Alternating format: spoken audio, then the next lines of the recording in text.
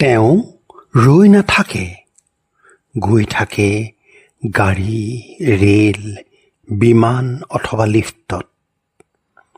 আৰু ইণ্টাৰনেটৰ সন্মুখত বহি বহি তেওঁ পৃথিৱীৰ পৰ্যটক।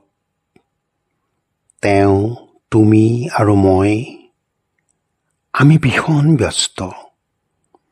আমি সকলোৱেই সীমাহীন কল্পনাত সাৰে থকাৰ অসংখ্য স্বপ্ন।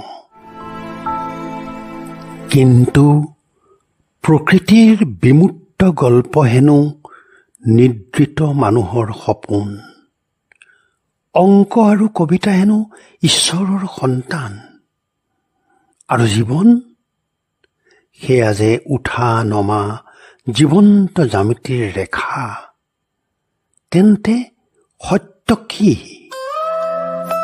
নীৰৱ নদীৰ সোঁতত উটি উটি উজাই অহা আখৰৰ শব্দ, চুম্বনত কঁপি উঠা শৰীৰৰ ইতিহাস, বিদ্যুতৰ তৰংগত স্ফুলিংগ আত্মকথাৰ উন্মাদনা, আত্মপ্ৰতাৰণাৰ উৰ্ণনাভৰ জাল ফালি ওলাই অহা এবিন্দু সময়।